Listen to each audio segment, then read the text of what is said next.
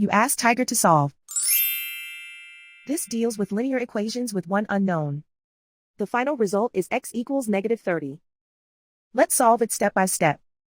Move the negative sign from the denominator to the numerator. Isolate the x. Multiply both sides by 5. Group like terms. Multiply the coefficients. Simplify the arithmetic.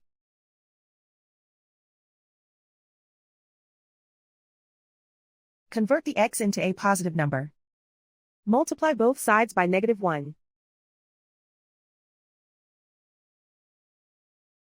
Remove the ones. Simplify the arithmetic.